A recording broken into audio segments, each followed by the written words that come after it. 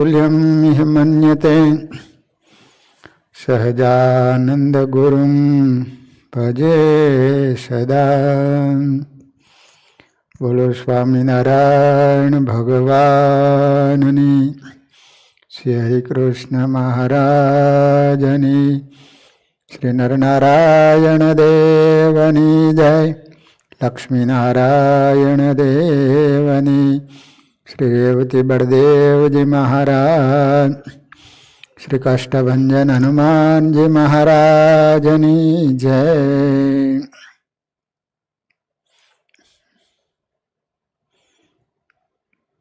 स्वामीनारायण हरे।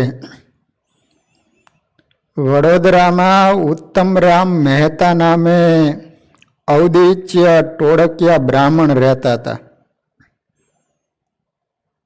ते गोपाळानंद स्वामीना शिष्य अने शिरोमणि सत्संगी हता।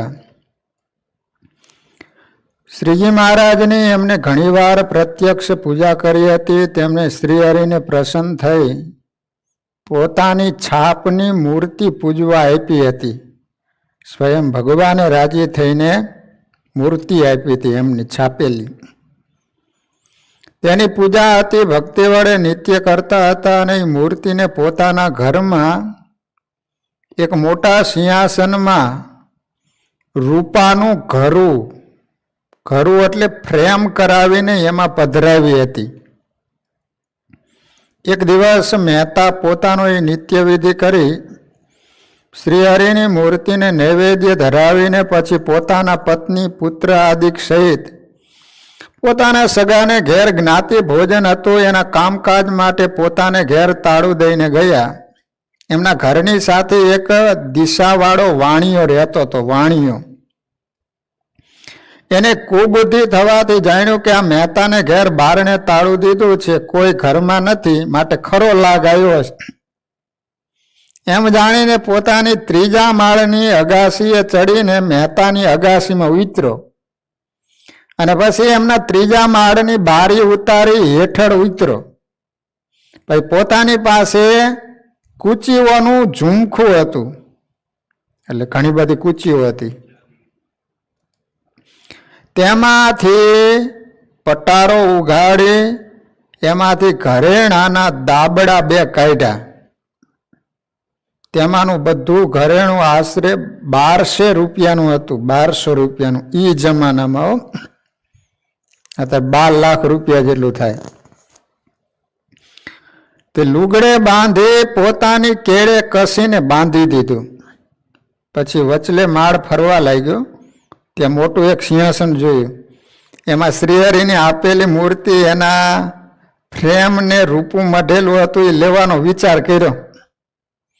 ત્યાં જેવો હાથ અડવા જાય ત્યારે એ મૂર્તિની સાથે બીજી મોટી શ્રી નરનારાયણ દેવની છાપની મૂર્તિ હતી। એમાં બેઠેલા ગરુડજી તરત પ્રત્યક્ષ થઈને નીકળ્યા। એમાં ગરુડજી હતા।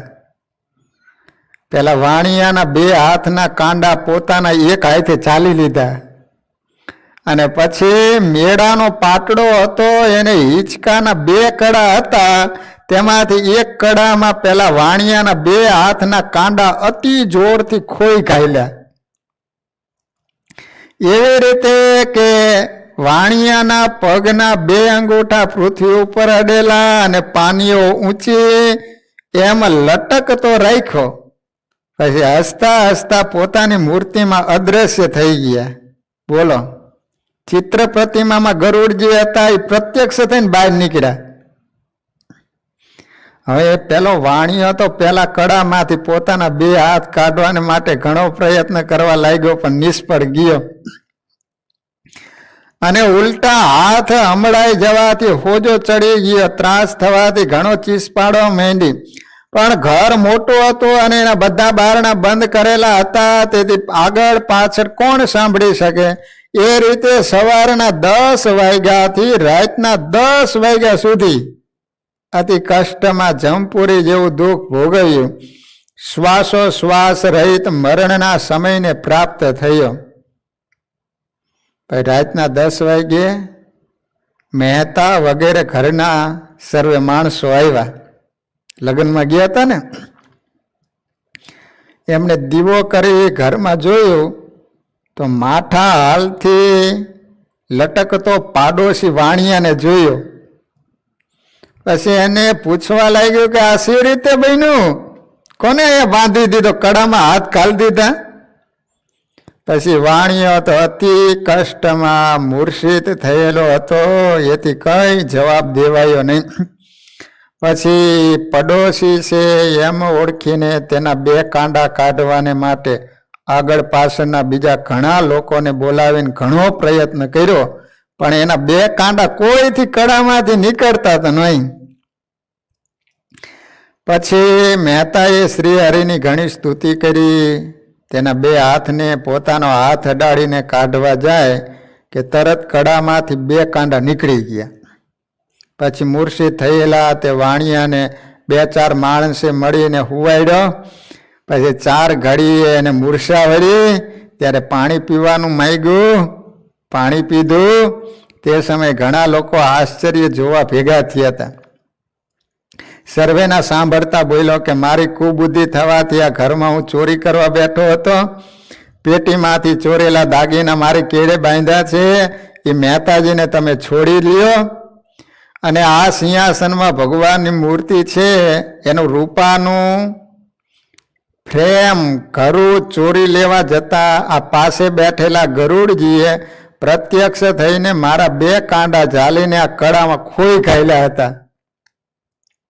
તેથી સવારના 10 વાગ્યાથી અત્યાર સુધી હું મહા કષ્ટમાં રહ્યો, અને આટલા બધા માણસ કડામાંથી મારા હાથ છોડાવવાને પ્રયત્ન કરતા છતાંય પણ છૂટા નહીં.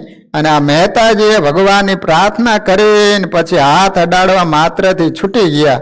માટે મને નક્કી ખાતરી થઈ છે કે આ મૂર્તિ સ્વામિનારાયણની છે, સાક્ષાત ભગવાન છે.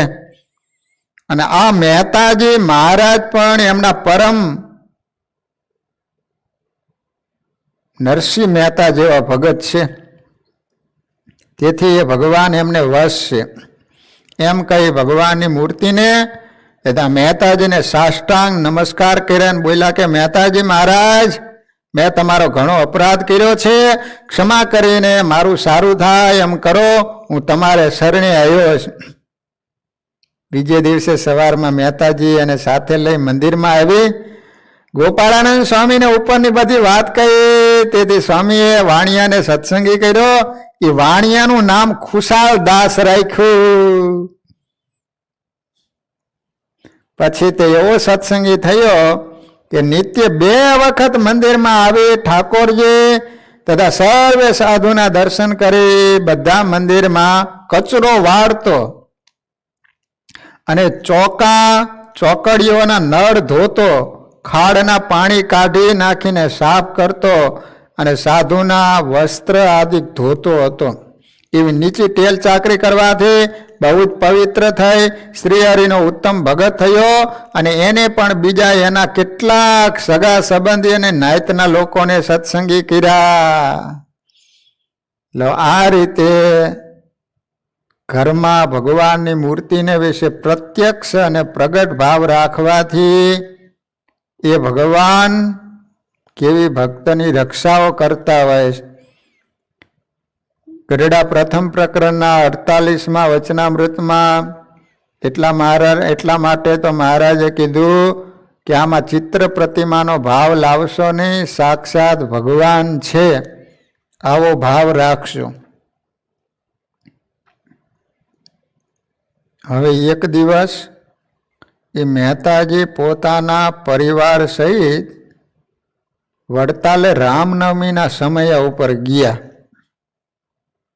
ત્યાં સાધુના દરવાજા સામે સર્વે હરિભક્તોને ઉતરવા માટે ધર્મશાળાની મોટી ઓરડી છાપરા સાથે છે. તે જગ્યા ખાલી જોઈને મોટેરાને પૂછીને ત્યાં મુકામ કર્યો. પછી પોતે ગોમતીમાં સ્નાન કરી ભગવાનના દર્શન કર્યા. આચાર્ય શ્રી ભગવત પ્રસાદજી મહારાજના તથા સાધુ સંતના દર્શન કરીને પોતાના મુકામ પર પૂજા કરવા શ્રીહરિને આપેલી મૂર્તિ તથા વિષ્ણુ લાલજીને સન્મુખ પધરાવીને એની પૂજા કરવા બેઠા હતા. અને એના ઘરના બૈરાએ દસમના પારણાના દિવસે રસોઈ કરવા માંડી હતી. અડધી પૂજા તથા અડધી રસોઈ થઈ રહેવા આવી હતી. તે સમયમાં ભરૂચથી 10-12 પાટીદાર હરિભક્તોનું મંડળ આવ્યું. તેમણે આવીને કહ્યું કે અહીં તો અમે ઘણીવાર ઉતરીએ છીએ, તેથી આ ઉતારો અમારો છે, માટે જટ ખાલી કરો. મહેતાની સાથે એનો ભાણેજ હરિશંકર હતો. એ બોલ્યો કે અમે તો આ વંડાવાળા ભગતને પૂછીને ખાલી જગ્યા હતી તેથી ઉતર્યા છીએ. હવે તમે બીજે ઠેકાણે ખાલી હોય ત્યાં ઉતરો. એટલું કહેવાથી તે પાટીદાર પૈસા તથા જુવાનીના મદથી પોતે સત્સંગી છે છતાંય પણ ભગવાનના એકાંતિક ભક્તનું અપમાન કરતા બોલ્યા કે અહીંથી હમણાં જ નીકળો છો કે નહીં? તે સાંભળી બૈરા છોકરા રસોઈ કરતા હતા તે બોલ્યા કે ભાઈ, આ રસોઈ થાય છે તે થઈ રહે, અને આ મહેતાજી પૂજા કરે છે, એ ભગવાનને નૈવેદ્ય ધરાવી લે, ત્યાર પછી અમે સર્વે ગઈકાલના ઉપવાસી છીએ, તેથી જમીને તમને આ જગ્યા ખાલી કરી આપીશું, માટે કૃપા કરીને 2-4 ઘડી ધીરજ રાખો. આટલું કહ્યા છતાંય પણ મદ ભરેલા જુવાનિયાઓ 4-5 પોતાના જેવા જવાન અડબંગી પાડાને તેડી લાવ્યા. એમને આવીને મહેતાનો અને એના માણસોનો ઘણો તિરસ્કાર કર્યો. મહેતા તો પૂજામાં હતા, કંઈ બોલ્યા નહીં, અને બૈરા તો પાડાને દેખીને રસોઈ કરતા હતા એ ઉઠીને ઓરડીમાં પેસી ગયા. પછી પાડા તથા પાટીદારોએ ઉદ્ધતાઈમાં રસોઈની તપેલીઓને અડીને ફેંકી દીધી. તેમજ મહેતાનો તિરસ્કાર કરીને ઠાકોરજીની મૂર્તિઓને પોતાના હાથ વડે અનાદરથી ગંજીપાના પાનાની પેટે ઝટ ભેગી કરીને ખસેડી મૂકી. મહેતાજી તો તે અડબંગી અને મત ભરેલા જુવાનિયાઓનો કરેલો તિરસ્કાર સહન કરીને જેવી ભગવાનની ઈચ્છા એમ કહીને ત્યાંથી ઉઠ્યા. તે ગામમાં કોઈ હરિભગત ઓળખીતા હતા, એને ઘર જઈને એમને પૂછીને એના ઘરની ઓસરીમાં મુકામ કર્યો. પછી પેલા પાટીદાર આબરૂદાર સત્સંગી હતા, તો પણ એ મહામુક્ત મહેતાજીના અપરાધ વડે એનો બધો વ્યવહાર ખેદાન મેદાન થઈ ગયો. લો, ભગવાનના ભગત હતા તોય આ વડોદરાના મહેતાજીને બોલો ભગવાનની મૂર્તિઓને ફેંકી દીધી. સત્સંગીના છોકરાઓ હતા તોય પાટીદાર,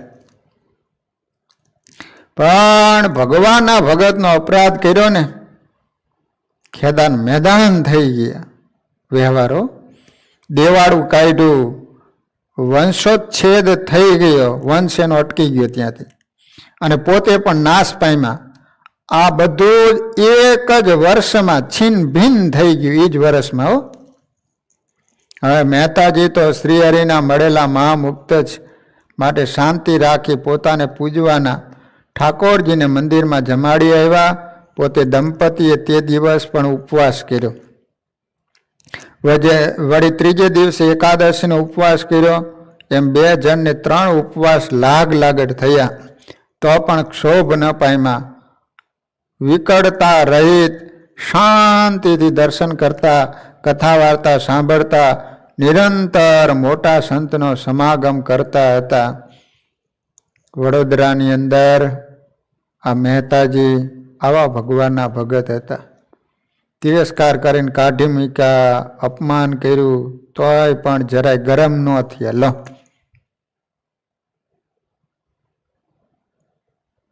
નકર તો અમુક તો એવા ક્રોધેલા હોય ને, એક કેમ તો આમાં 13 ઠપકારે. બોલો, એક પત્ની તો એના પતિ માટે એલચી, બદામ, દ્રાક્ષ, ચારોલી નાખીને દૂધ લાવ્યા. એનો પતિ વિચાર કરે કે જિંદગીમાં 17 વખત માગી તોય કોઈ દી દૂધ આપ્યું નથી, ને સામે ચાલીને આવું કઢેલ દૂધ કેમ લાવીએ જ? એ કે કોઈ દી નહીં, આજે કેમ દૂધ?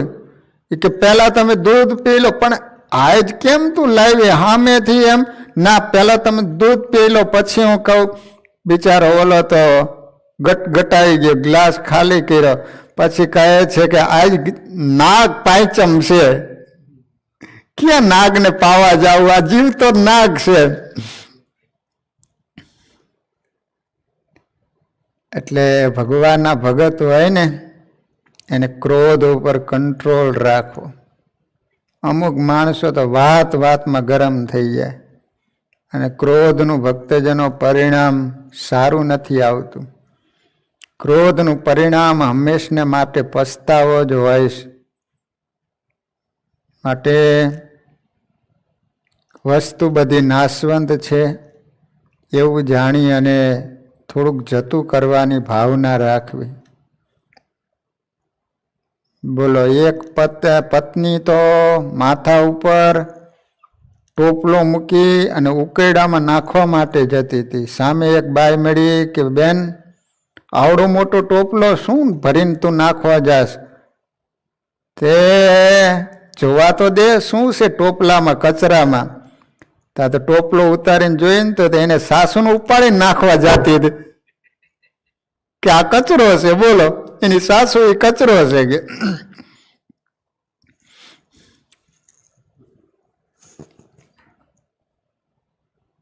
અમુકને તો પૂછાય નહીં, પૂછીએ ક્યાંથી આવે છે? ચૂલામાંથી. એટલે જ આટલો બધો ધક તો લાગે છે. અમુકના સ્વભાવ જ એવા આકરા હોય ને બાપા, તોબા તોબા. એ આવે એટલે આમ ઘરની દિવાલો થરથરતી હોય. એની પાસે કોઈ માણસ જાય જ નહીં, દૂર જ રહે. બોલો, વડતાલના એક પાટીદારની દીકરીને મેહડાવ ગામે પરણાવી હતી. તે પોતાનો 5 વર્ષનો છોકરો હતો, તેને લઈને પોતાના બાપને ઘેર વડતાલમાં આવી હતી. તે બાઈનો વર કુસંગી અસુર જેવો હતો.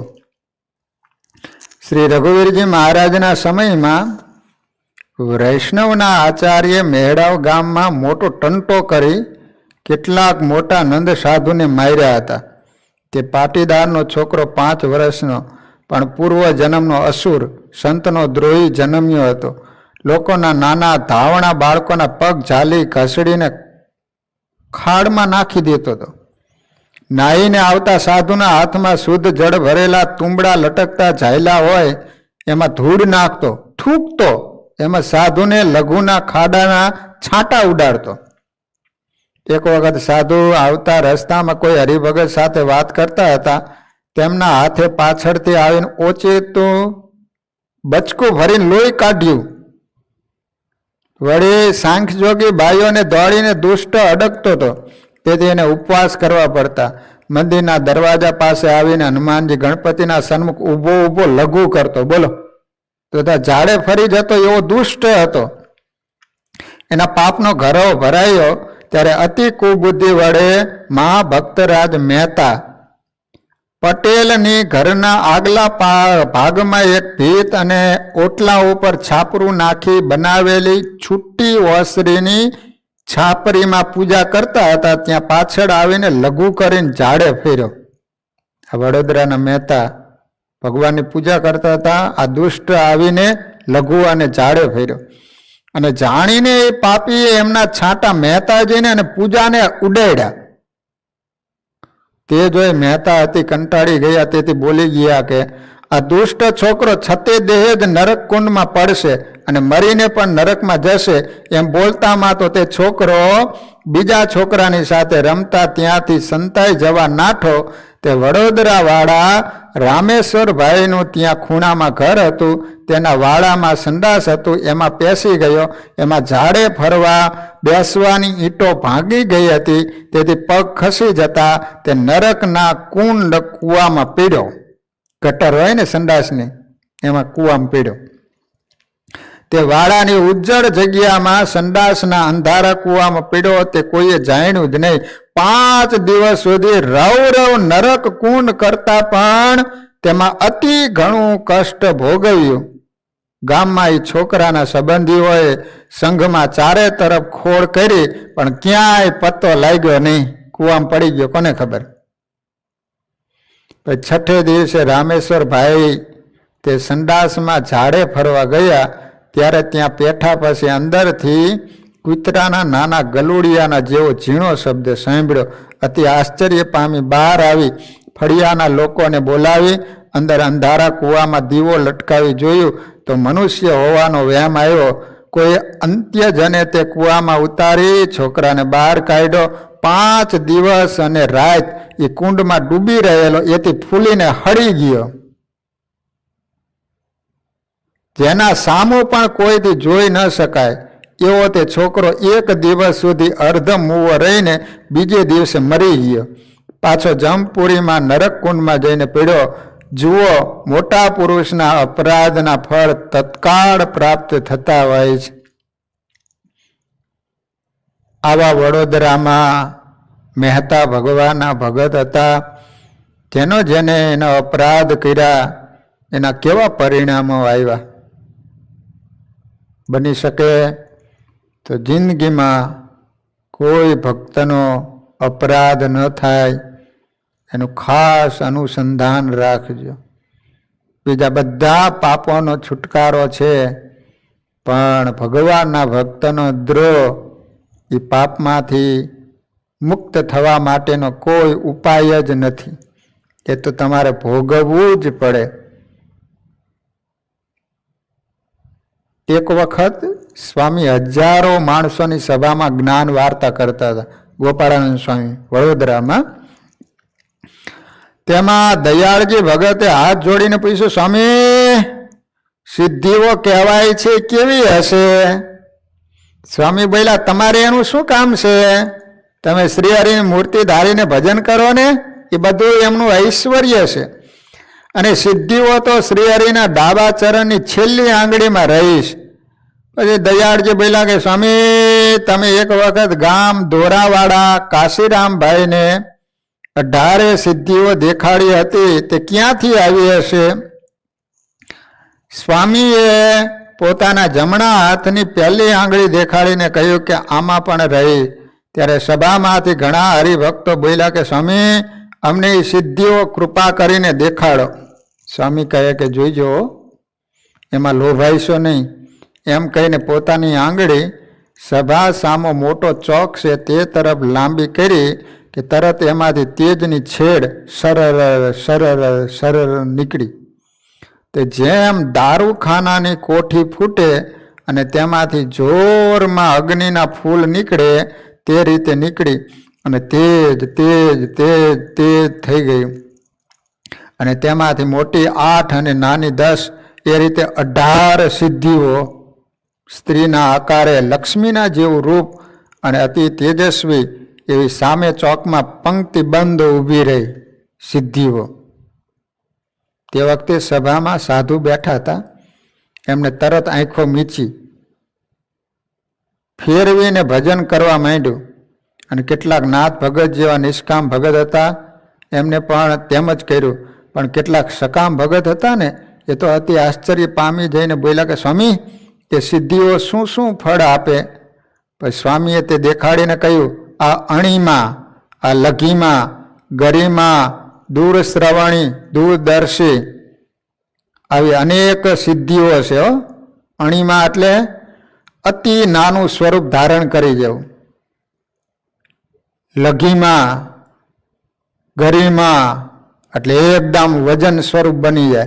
હનુમાનજી મહારાજ અષ્ટસિદ્ધિ નવનિધિના દાતા છે ને, હનુમાનજી મહારાજમાં અષ્ટસિદ્ધિઓ હતી. લંકામાં જતા ત્યારે મોટું સ્વરૂપનું ધારણ કર્યું. પછી અતિ નાના મસકનું સ્વરૂપ ધારણ કરી અને લંકામાં ગયા હતા ને, ક્યારેક હનુમાનજી મહારાજ અતિ વજનદાર બની જતા. આવી અષ્ટસિદ્ધિઓ કહેવાય છે. તો ગોપાળાનંદ સ્વામી 8 નહીં 18 સિદ્ધિઓ પ્રગટ કરી. 18 ના નામ તથા તેની ક્રિયા કહી. પછી સુંદરલાલ નાગર બોલ્યા કે સ્વામી, અણીમાં સિદ્ધિનો મને અનુભવ કરાવો. સ્વામી કહે તારી શી ઈચ્છા છે? તે બોલ્યો કે આકાશમાં સૂર્ય છે, એનો પ્રકાશ અહીં તો આખી પૃથ્વી ઉપર વ્યાપી રહ્યો છે, પણ 7મા પાતાળમાં જ્યાં શેષ શૈયા પર નારાયણ પોઢ્યા છે ત્યાં સુધી આ સૂર્યનું અજવાળું પહોંચે નહીં. ત્યારે ત્યાં અંધારું રહેતું હોય છે કે કેમ, તે મારે જોવું છે.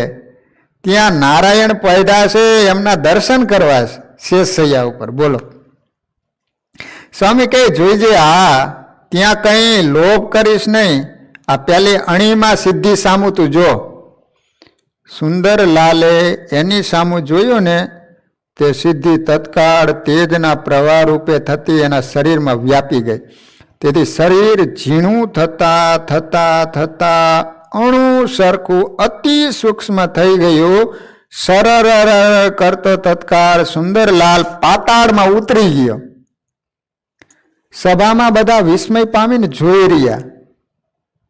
6 પાતાળ વિંધી 7મા પાતાળમાં તેજ તેજ તેજ જળ જળ જળ થઈ રહ્યું છે. તેમાં જુએ છે તો અતિ મોટો ધોળો શેષનાગ, જેને 1000 મસ્તક, તે ઉપર અતિ તેજવાળા મોટા મણી, સૂર્યથી પણ અધિક તેજ કાંતિવાળા જોયા. સર્પની ફેણ હોય ને એના ઉપર મણી, આ તો શેષ નારાયણ હતા ને, એને 1000 ફણા. એ મણીનો એટલો બધો પ્રકાશ નીકળતો હતો સૂર્ય જેવો કે અહીંયા સૂર્યની જરૂર જ ન પડે.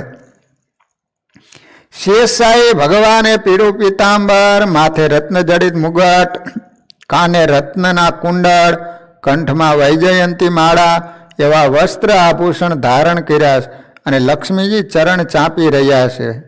તમે જોયું છે ને, શેષ નારાયણ ઉપર નારાયણ આમ હુતા હોય અને લક્ષ્મીજી પગ દબાવતા હોય. બોલો, ખબર નહીં ભગવાનને કેટલા પગ દુખતા હોય, જ્યારે જોયો તો લક્ષ્મીજી દબાવતા જ હોય. બોલો,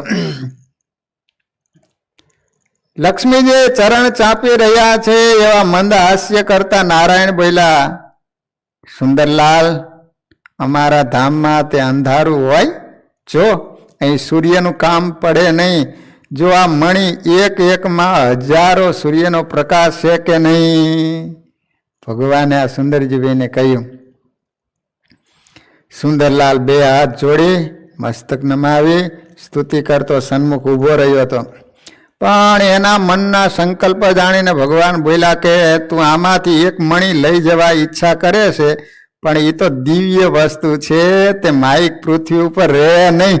સ્વામીએ કીધું તું જ્યાં જાસ ખરો, પણ પાછું લોભાઈ ન જાતો કે. એટલે ભગવાને કીધું કે તારે મણી લઈ જવાની ઈચ્છા તો છે, પણ આ દિવ્ય છે, ત્યાં માઇક વસ્તુ પાસે ન રહ્યા. પણ તને સ્વામીએ સિદ્ધિ આપી મોકલો છે ને વળી આ દિવ્ય સ્થાનમાં અમારા સન્મુખ તે સંકલ્પ કર્યો, માટે આ શેષની ફણા ઉપરથી એક મણી તું લઈ જા. તે ત્યાં સભામાં સર્વને દેખાડજે, પણ મણી તો તરત સ્વામીના દર્શન કરી પાછો વળી આવીને પોતાને સ્થાનકે સ્થાપન કરજે. પછી લક્ષ્મીજી બોલ્યા કે સુંદરલાલ, આ એક કમળ પુષ્પ આપું છું, તે લે અને એ સ્વામીના ચરણમાં અર્પણ કરજે. હવે તું જા. પછી તરત એક ક્ષણમાં પૃથ્વી ઉપર આવી જ્યાં સભા બેઠી હતી ત્યાં નીકળ્યો કે તુરંત સિદ્ધિ એના શરીરમાંથી નીકળી જાય. મૂર્તિમાન થઈ સન્મુખ ઊભી. સુંદરલાલનું સ્વરૂપ મહાભૂતનું સ્થૂલ શરીર હતું તેવું થયું. કેવા અતિ સૂક્ષ્મ બની ગયા હતા, એમાંથી પાછા હતા એવા ને એવા થઈ ગયા.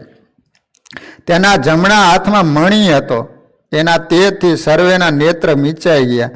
ડાબા હાથમાં કમળ હતું, સ્વામીના ચરણ કમળ આગળ અર્પણ કરી આ લક્ષ્મીજીએ આપ્યું છે એમ કહીને મૂક્યું અને પાતાળની બધી વાત સભામાં કહી.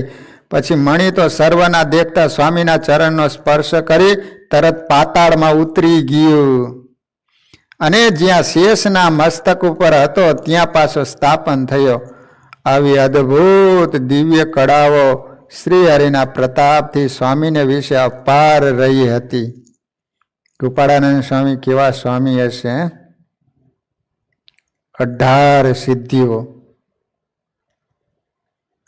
માટે ગોપાળાનંદ સ્વામી તો ભગવાન જેવા છે.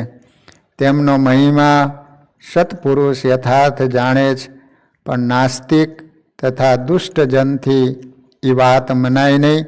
તે અપાર દુઃખરૂપ ભવસાગરમાં ભટક્યા કરે છે. લો, આજ પણ કોઈને ભૂત પ્રેતાદિકનો ઉપદ્રવ હોય તો નિષ્કુળાનંદ સ્વામી રચિત ભક્ત ચિંતામણી એની અંદર પ્રકરણ 41 અને 42 ગોપાળાનંદ સ્વામીના પરચા જે સ્વામીએ લખેલા છે એનો કોઈ પણ પાઠ કરે તો ગમે તેવું ભૂત પ્રેત હોય તો તરત રાઈડ ઉપાડેલો.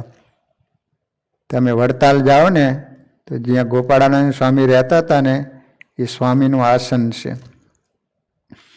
તો ત્યાં હરિભક્તો બેઠા બેઠા પાઠ કર્યા જ કરતા હોય. ત્યાં બધા આવડાવડા કાગળિયા છાપીને મૂકેલા છે, લેમિનેશન કરી. જે કોઈ ભક્તજનોને પાઠ કરવા હોય ને તો અહીંયા બેઠા બેઠા પાઠ કરતા હોય, ભજન કરતા હોય. ત્યાં તમે જાઓ તો આજ પણ તમને શાંતિ થાય. ત્યાં ગોપાળાનંદ સ્વામી રહેલા છે, એમનું આસન કહેવાય છે. એ સ્વામી જે જે વસ્તુ રાખતા તે બધી પ્રસાદીની, એમનું તુંબડું, પત્તર, જે કાંઈ હશે એ બધું જ ત્યાં પ્રસાદીનું છે. તો ગોપાળાનંદ સ્વામીએ વડોદરામાં કેટલાય ભક્તજનોને સુખી કરાયેલા અને ભક્તજનોને ભગવાનની નિષ્ઠા, ઉપાસના, ખૂબ સત્સંગ સ્વામીએ વડોદરામાં કરાવેલો છે. એ વડોદરાના બધા જ પરચા અહીંયા સ્વામિનારાયણ ચરિત્રની અંદર વર્ણન કરેલા છે. આપણે દર શનિવારે સ્વામીની વાતો આપણે શ્રવણ કરીએ છીએ. વાલા ભક્તજનો, આજે શનિવાર, આજે સરસ 4 થી 5 કથા, ત્યારબાદ કૌહુદ ગેમ, કીર્તન ભક્તિ, ભગવાનની આરતી, હનુમાનજી મહારાજની આરતી, અને ત્યારબાદ આપણે શનિવારની સભા 7:30 થી 8 વાગ્યા સુધી. તો અહીંયા કથાનો સમય પૂરો. હરિસ્મરણ સાથે કથાને વિરામ. શ્રીપતિમ શ્રીધરમ સર્વદેવેશ્વરમ ભક્તિધરમ આત્મજમ વાસુદેવોમ હરિમ માધવમ કેશવમ કામદમ કારણમ સ્વામિનારાયણમ નીલકંઠમ ભજે સહજાન સંમહર. સ્વામિનારાયણ સ્વામિનારાયણ સ્વામિનારાયણ સ્વામિનારાયણ સ્વામિનારાયણ.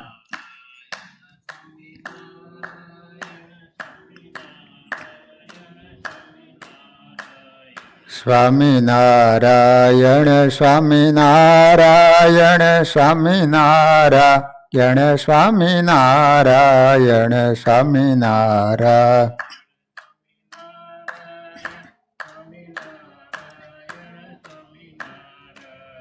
સ્વામિનારાયણ સ્વામિનારાયણ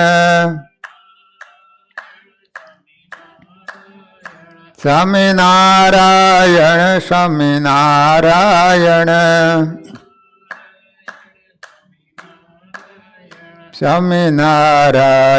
સ્વામિનારાયણ સ્વામિનારાયણ સ્વામિનારાયણ સ્વામિનારાયણ. બોલો સ્વામિનારાયણ ભગવાનની, હરિકૃષ્ણ મહારાજની, નરનારાયણ દેવની, લક્ષ્મીનારાયણ દેવની, શ્રી રેવતી બળદેવજી મહારાજની, કષ્ટભંજન હનુમાનજી મહારાજની જય. વાલા ભક્તજનો, આજે 5મ, કાલે છઠ. કાલે નીલકંઠ વર્ણી બેસે ભગવાન લોજના આશ્રમમાં, લોજની વાવ ઉપર આવીને બિરાજમાન થયા હતા. શ્રાવણ વદ છઠ